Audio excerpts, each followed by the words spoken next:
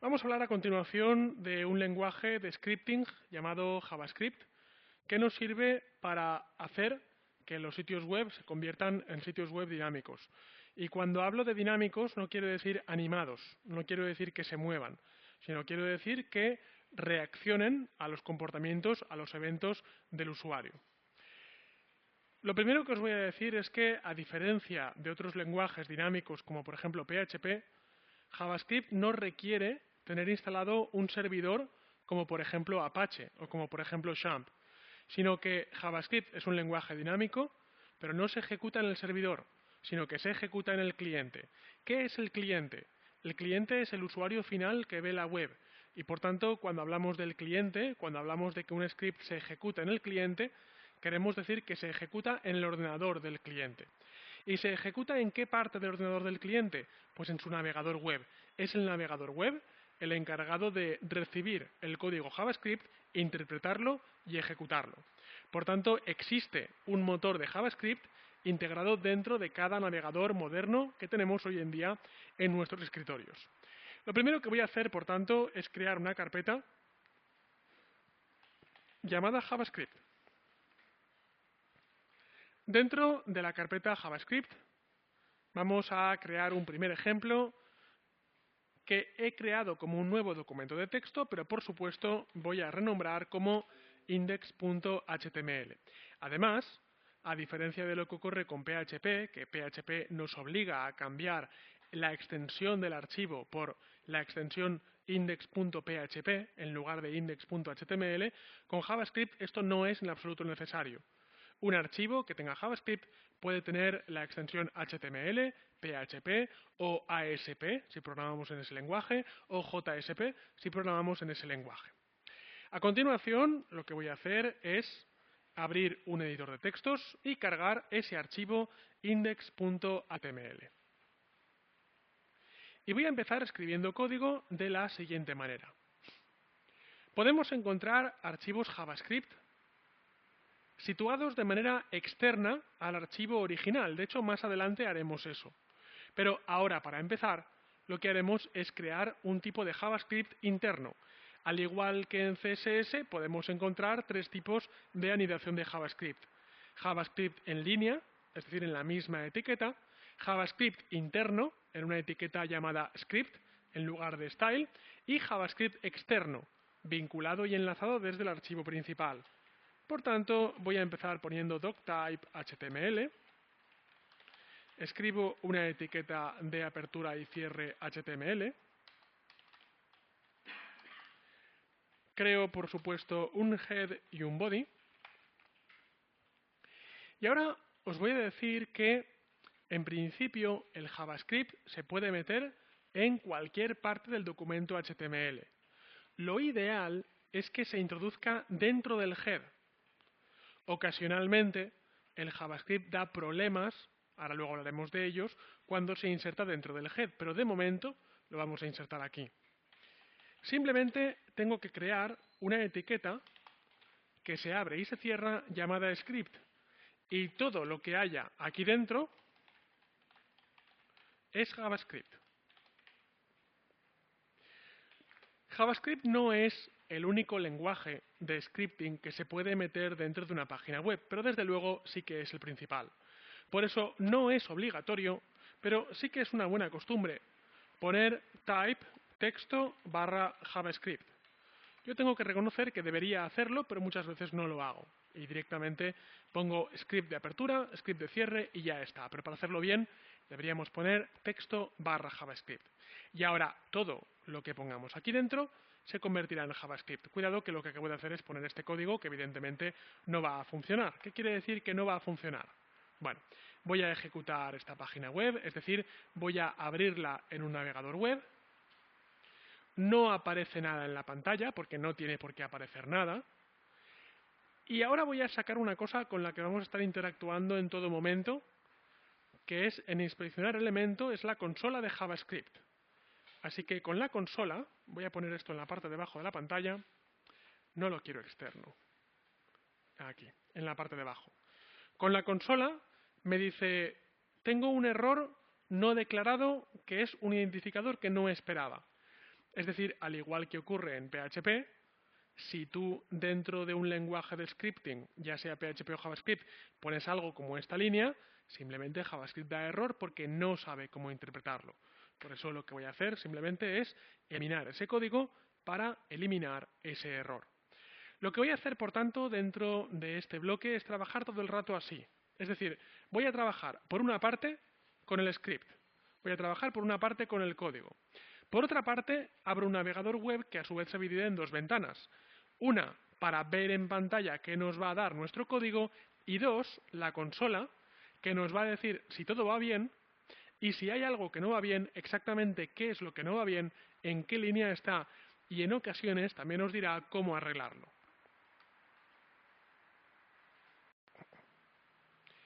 La primera instrucción que se aprende dentro de JavaScript es la más molesta que os podéis imaginar, pero la vamos a usar evidentemente con motivo docente. Es la instrucción alert. Alert me saca un mensaje molesto, flotante en la pantalla, como por ejemplo un mensaje que habéis visto muchas veces: eres el visitante 1.000.000 de esta web. Así que cuando guardo y recargo, comprobaréis cómo aparece esta molesta ventana que tengo que cerrar, que es una ventana de alert. No la usamos para muchas cosas para el usuario final, pero sí que la usaremos para un proceso que veremos llamado debug. El proceso de debug es el proceso de búsqueda de errores. Así que tenemos ya, por tanto, una primera línea de JavaScript que contiene una función ya hecha, una llamada a una función integrada dentro de JavaScript, que es la función alert. Esta función admite parámetros dentro de los paréntesis, admite una cadena o una variable y por último observamos que aparece un punto y coma. Llegados a este punto tengo que hablar un poco de la sintaxis de JavaScript en cuanto al cierre de comandos. A diferencia de PHP, JavaScript cierra comandos o bien con un punto y coma o bien con enter. Esto quiere decir que en JavaScript siempre que hagas enter para crear nuevas instrucciones no es obligatorio que pongas punto y coma. Sin embargo, aunque no es obligatorio, sí que es una buena costumbre, porque el resto de lenguajes de programación derivados de C sí que te exigen poner punto y coma. Por eso, no ya para JavaScript, sino por ejemplo para cuando saltes a PHP, vendrá bien que mentalmente te hayas acostumbrado a poner punto y coma. Por tanto, no es obligatorio, pero por favor, ponerlo en cada línea que introduzcáis.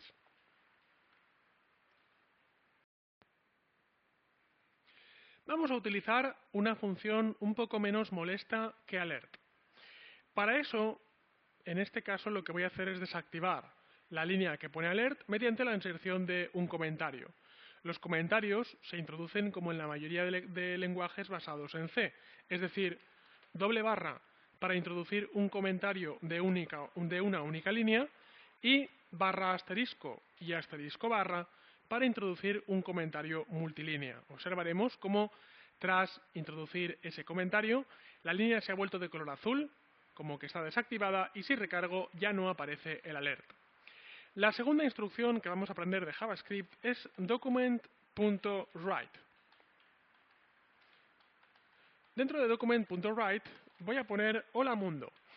Muy importante que al ser también una función, realmente es un método de este objeto, debemos poner por una parte un paréntesis que se abre y se cierra y por otra parte hola mundo lo estoy poniendo dentro de unas comillas. Si ahora guardo y recargo, observaré que ahora dentro de la pantalla principal aparece hola mundo. Es decir, dentro del body aparecería hola mundo, pero no lo está escribiendo realmente el body. Fijaos que el body está vacío, sino que quien lo está escribiendo es JavaScript. Es decir, si ahora guardo y recargo y me voy a los elementos, daos cuenta que dentro del body aparece hola mundo, cuando dentro del body realmente no había nada, es JavaScript el que ha tomado este comando y lo que ha hecho es bajarlo a la parte de abajo. Document.write, por tanto, como veis, lo que hace simplemente es escribir cosas dentro del body. Digo simplemente por decir algo, porque escribir cosas dentro del body es muy importante para lo que finalmente acaba haciendo una web.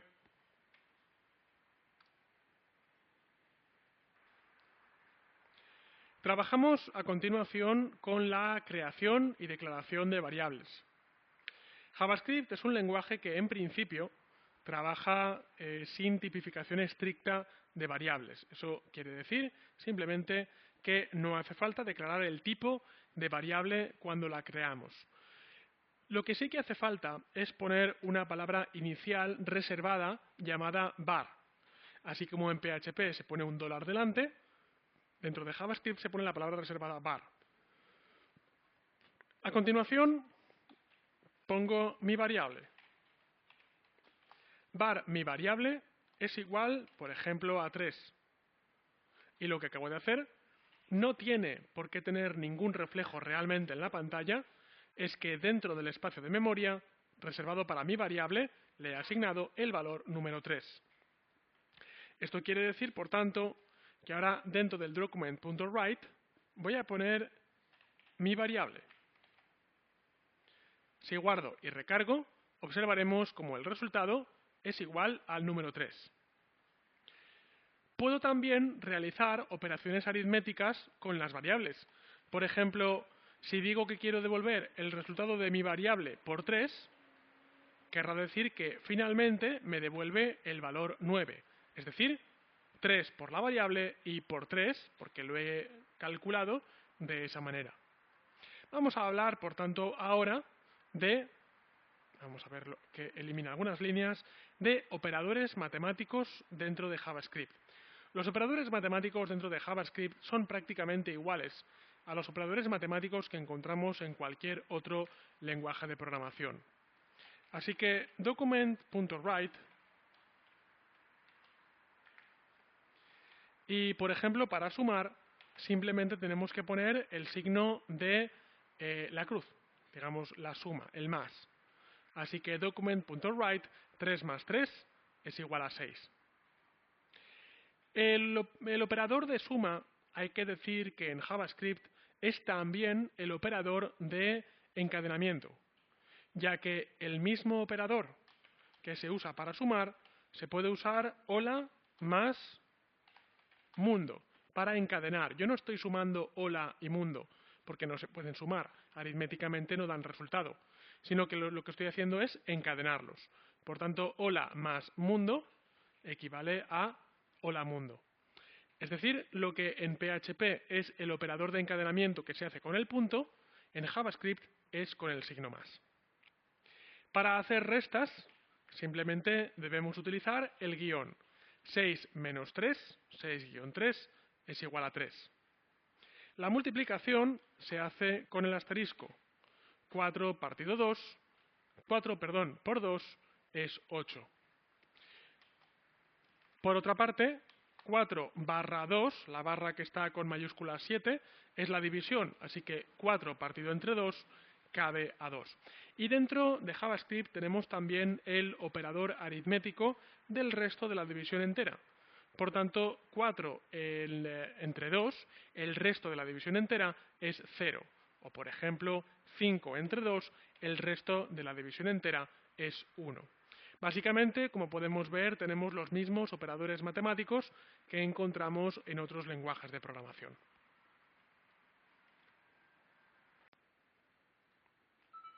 A partir de aquí pasamos a los operadores de menor que, mayor o igual, menor o igual y las igualdades, que una vez más se parecen a otros lenguajes de programación. La buena noticia cuando aprendes diferentes lenguajes de programación es que no tienes que reaprenderlo todo otra vez desde cero, sino que hay particularidades que sí que hay que aprender, pero hay otras muchas generalidades que se parecen entre sí y que probablemente ya conocías si conocías un lenguaje anterior. Por ejemplo, en este caso, la igualdad se formula mediante un doble igual. Ya no estoy realizando una operación aritmética, lo que estoy haciendo es una comparación. ¿Es cierto que 5 es exactamente igual a 4? La respuesta es false, la respuesta es falso. Pero ¿es cierto que 5 es igual a 5? En este caso la respuesta es true, la respuesta es cierto. Existe también el operador de igualdad estricta. ¿Es cierto que 5 es exactamente igual a 5? Es cierto. Pero ¿Es cierto que 5 número es exactamente igual a 5 cadena?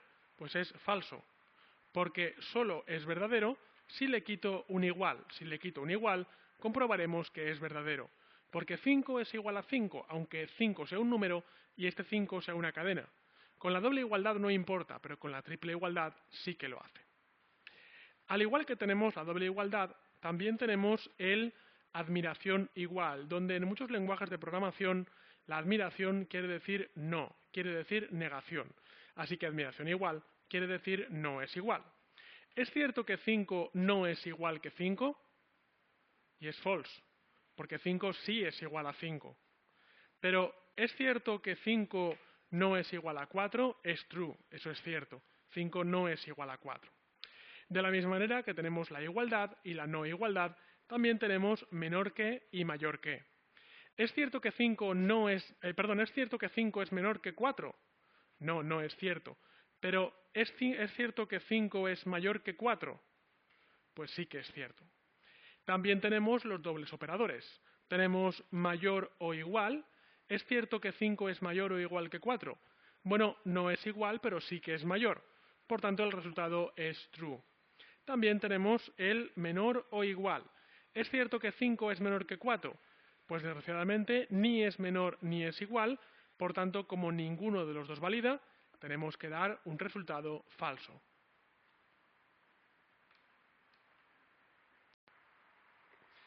Disponemos también de los operadores booleanos. Así que en este caso diría, ¿es cierto que 5 es igual a 4 y también doble ampersand, ¿es cierto que 4 es igual a 4? Estoy evaluando en este caso dos igualdades y una de ellas no es cierta. Así que el resultado final será false. El resultado final es falso. Porque es cierto que 4 es igual a 4, pero no es cierto que 5 es igual a 4. Y con el operador booleano AND, todas las expresiones por partes tienen que ser ciertas para que la expresión global sea cierta. Solo con una de ellas que no sea cierta y la expresión global es falsa. Sin embargo, si uso el operador booleano OR, representado por dos barras verticales, dos pipes, que recordamos se pueden sacar con Alt-GR y el número 1 del teclado, en este caso la expresión global sí que se evalúa como cierta, porque no es cierto que 5 sea igual a 4, pero sí que es cierto que 4 es igual a 4. Y con el operador booleano OR, con que una de las expresiones sea cierta, la expresión global da cierta como también. Normalmente hago esta demostración con dos operaciones, pero lo cierto es que se pueden introducir más. Voy a bajar un poco el tamaño para hacerme más espacio en pantalla y voy a decir, ¿es cierto que 5 es igual a 4? ¿O es cierto que 4 es igual a 4? ¿O es cierto que 3 es igual a 3? En ese caso, el resultado sigue siendo verdadero, porque aunque esta no es cierta, estas sí que lo son. Y con el operador booleano OR, con que una de las expresiones sea cierta, el resto dan como ciertas. Si evidentemente preguntamos, ¿es cierto que 5 es igual a 4 y 4 es igual a 3 y 3 es igual a 2? Pues ahí ya, si no hay ninguna cierta, evidentemente no se puede hacer nada. Pero fijaos que con que ponga una de ellas como cierta, el resultado global da cierto.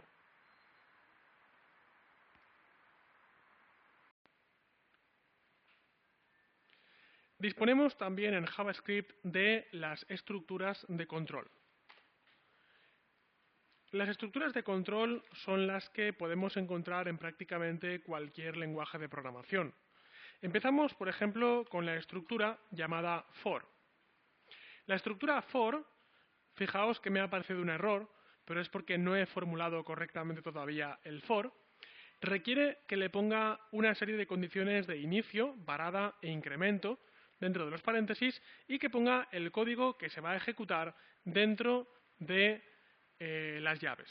Así que voy a decir, me creo una variable llamada i, que es igual a 1, me creo una condición de finalización siempre que i sea menor o igual a 31, un mes de 31 días, y más siendo más un operador de incremento.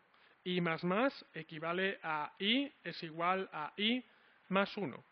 ¿Vale? En lugar de escribir eso, lo que se hace es utilizar un operador abreviado de incremento, de post-incremento, con el que simplemente ponemos más más.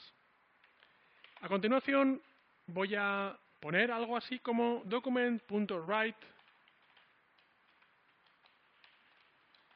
Hoy es como si fuera lunes. No nos olvidemos de poner un BR para retornar el carro. Así que fijémonos que tengo 31 copias del texto hoy es como si fuera lunes. También puedo, encadenando, por supuesto, poner la siguiente frase. Hoy es día y es como si fuera lunes.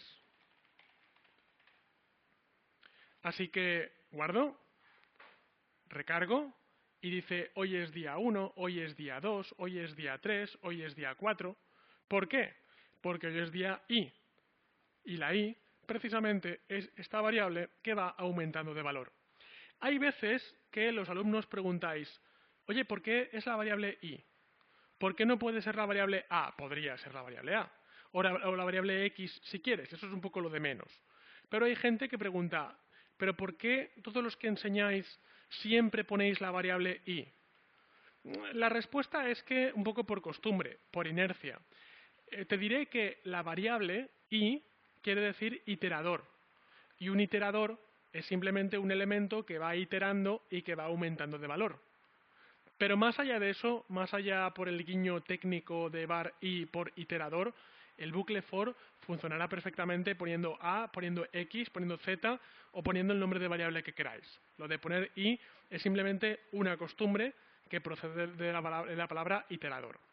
Como podemos ver, por tanto, esta estructura de control de tipo bucle lo que hace es repetir el document.write x veces. En este caso, la repite 31 veces.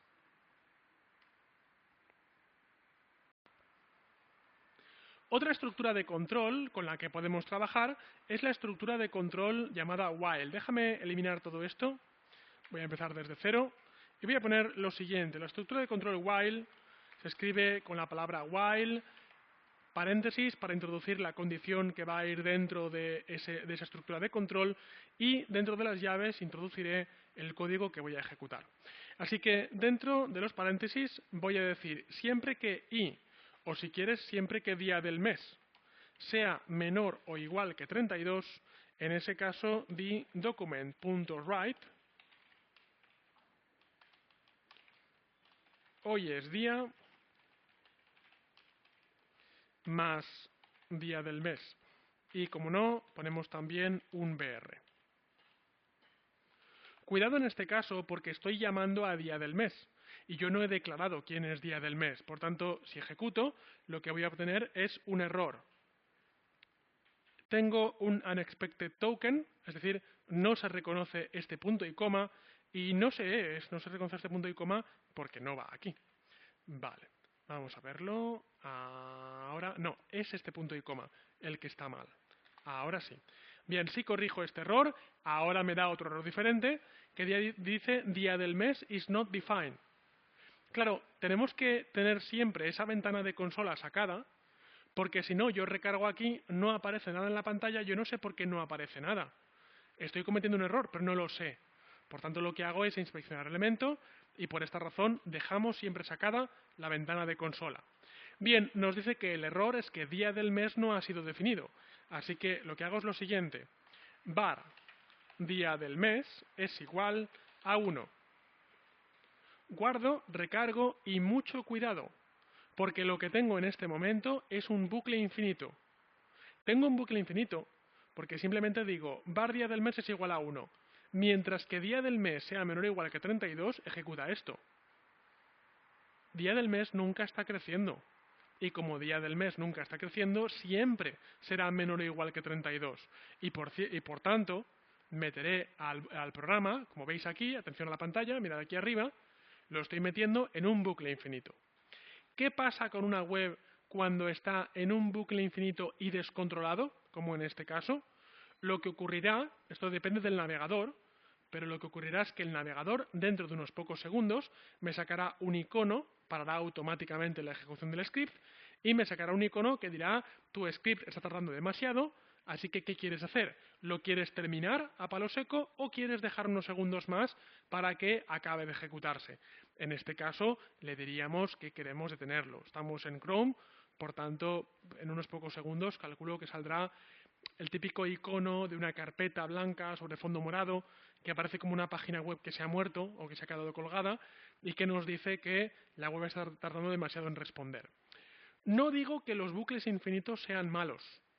Los bucles infinitos descontrolados sí que son malos. Hay veces que para nuestra programación, hay veces que para nuestros programas queremos que un programa haga algo constantemente. Por ejemplo, en el caso de un reloj.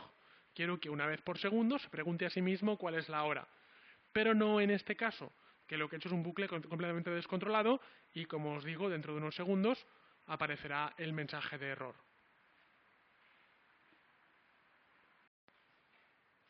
Como podemos ver, tras unos pocos segundos, la web ha detenido automáticamente el proceso de carga. Lo que voy a hacer simplemente es introducir dentro del while la condición de día del mes más más. Es decir, cada vez que pases por aquí, coge día del mes y súmale un valor. Y de esa manera, ahora sí recargo y daos cuenta que tengo hoy es el día 1 hasta hoy es el día 32. Tenía que haberle dicho hoy es el día 31. Y ya no tengo un error. Vemos, por tanto, cómo el bucle while conceptualmente es igual que el bucle for. La diferencia es que el bucle for dentro de los paréntesis tiene las condiciones de inicio, incremento y parada, mientras que el bucle while solo tiene la condición de parada y por tanto tenemos que poner la condición de inicio y la condición de incremento respectivamente fuera y dentro del bucle.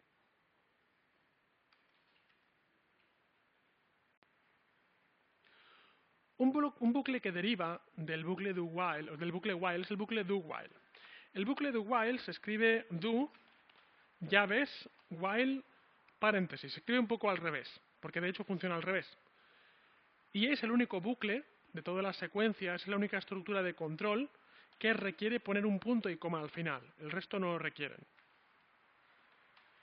Así que voy a decir document.write dispara o pum. Haz eso, pum, mientras que usuario sea igual a culpable. Si el usuario es culpable, dispárale. ¿Qué es usuario? Cuidado, si ahora guardo y recargo, me dice usuario is not defined. Bien, voy a hacer lo siguiente. Var usuario es igual a inocente. Así que vamos a ver lo que quiere decir este código. ¿El usuario es inocente o es culpable? En este caso es inocente. Así que yo estoy diciendo, si usuario es culpable, solo en ese caso, dispárale. Pero hay un problema, y es que recargo y me dice ¡pum! Es decir, primero ejecuta el código y luego se pregunta si lo tenía que haber ejecutado. El problema es que para cuando se pregunta si lo tenía que haber ejecutado, ya lo ha ejecutado. Y por tanto, en este caso, ha disparado a un inocente, ¿verdad? Este es el peligro del bucle do while, y es que primero actúa y luego pregunta. Hay veces, pocas realmente, hay veces en las que nos interesará este comportamiento, pero lo más general, lo más común, es que nos interese el bucle while en lugar del do while. Un bucle que primero pregunte si tiene que ejecutar algo y depende de la respuesta que se le dé, solo en el caso afirmativo, realmente ejecute algo de código.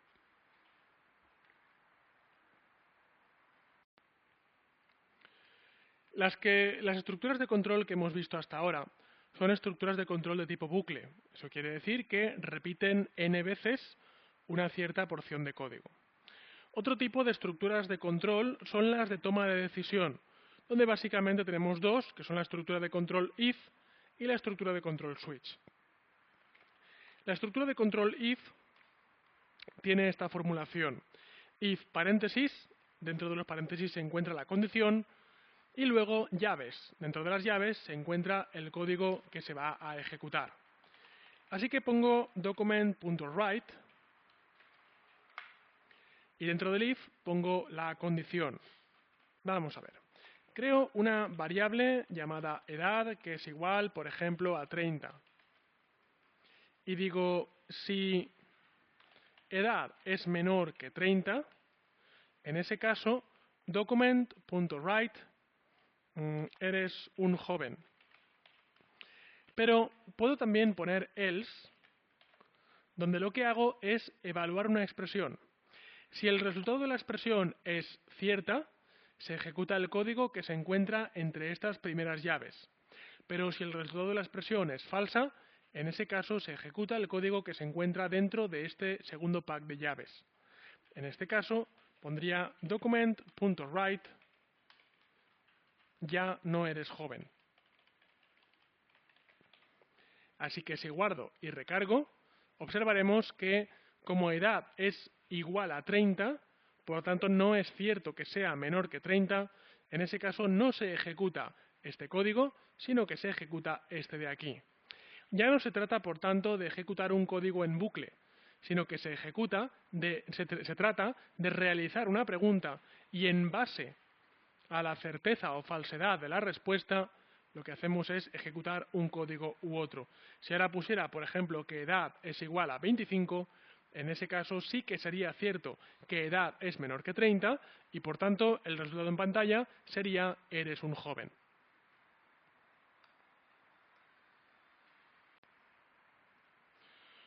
Una última estructura de control, una estructura de control de toma de decisiones, hermana de if, es la estructura llamada switch. If básicamente hace una pregunta y acepta como resultado verdadero o falso. Pero hay veces que las preguntas que haces no te interesa que sean de verdadero o falso. Si yo te pregunto, por ejemplo, qué día de la semana es hoy, tú no me dirás verdadero o falso. Tú me puedes decir 7 casos diferentes. Así que voy a decir, por ejemplo, bar día de la semana. O bar día, para ahorrar un poco, para abreviar. Así que día es igual a lunes. Lo que hago es formular lo siguiente: switch, unos paréntesis para introducir aquello que se está evaluando y unas llaves para el código que se va a ejecutar. Y dentro de las llaves ponemos lo siguiente: case, lunes, 2 puntos, no confundir con punto y coma, y pongo document.write. Hoy es el primer día de la semana. Me voy a hacer un poco de espacio para este ejercicio y ahora lo ejecutamos. Y break. Tengo que hacer un caso para cada uno de los días de la semana. Así que lunes, lunes, lunes, lunes, lunes y lunes. ¿Qué es lunes? Martes, miércoles,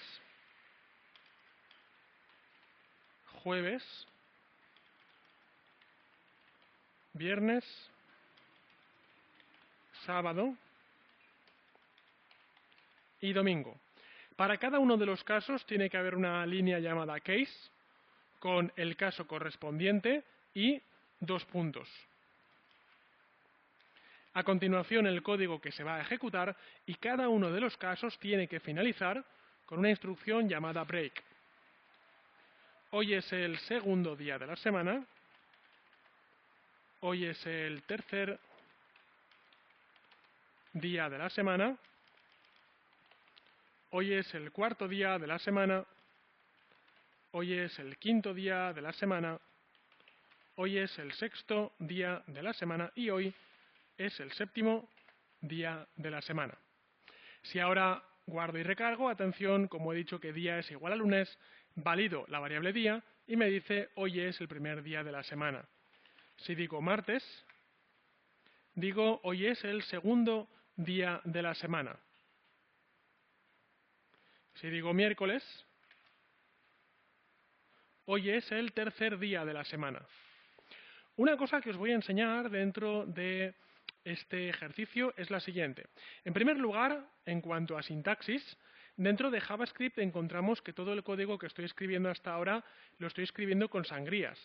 Las sangrías en JavaScript, al igual que ocurre en PHP y en otros lenguajes de marcado como HTML y CSS, son sangrías visuales, no son sangrías funcionales. No hacen que el programa se ejecute con más rapidez, pero sin embargo las estoy poniendo simplemente para que yo visualmente y también vosotros de cara a entender cómo funciona cada estructura de control podamos leer mejor el código. Otra de las cosas que os quiero enseñar con este vídeo es que no es necesario, aunque desde luego sí que es más estético, poner cada una de las instrucciones en una sola línea. En este caso lo estoy haciendo por claridad, para que el código se pueda leer mejor, pero también puedo suprimir y poner cada uno de los casos en una sola línea. Lo que estoy haciendo, por tanto, con el consiguiente ahorro de espacio en pantalla, es decir, estoy ahorrando 2/3 del espacio que estaba gastando inicialmente.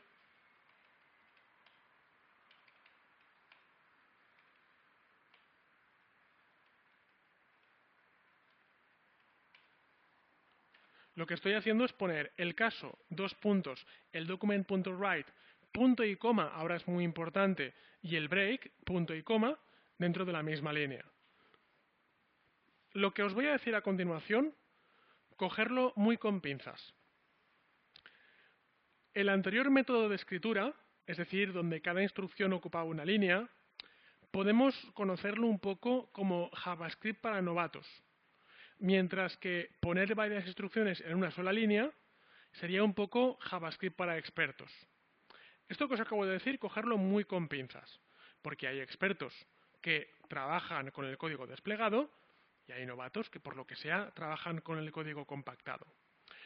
La tendencia general, que luego vosotros la cumpliréis o no, es que si escribes de esta manera, es más difícil leer el código, pero ocupa mucho menos.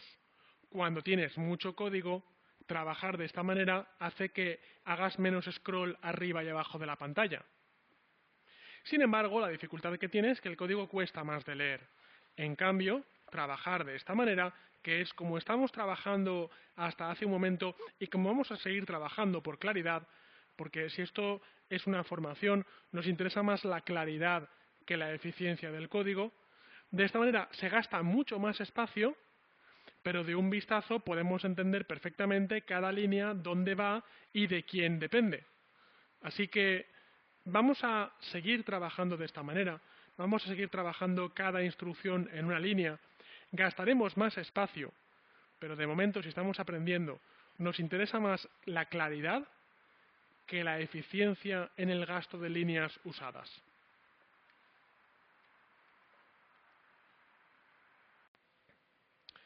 En multitud de lenguajes existe un caso alternativo, un caso final llamado default. Yo, por ejemplo, en este caso switch, estoy introduciendo la palabra día, y día puede ir de lunes a viernes, ¿vale? Pero, ¿qué pasa si alguien pone juernes? Juernes es ese día que es jueves, pero ya casi es viernes, ¿verdad?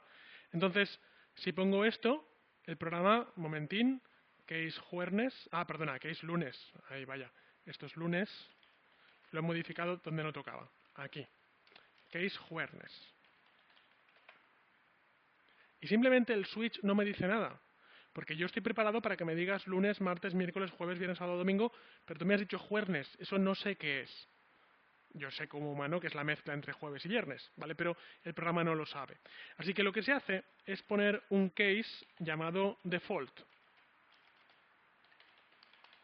Case default, se pone algo, document.write, el algo es lo que tú quieras, lo que has escrito no es un día de la semana, y si quieres, también técnicamente no hace falta, pero es una buena costumbre, ponemos un break. Así que fíjate que unexpected token default. Vamos a ver. Case default.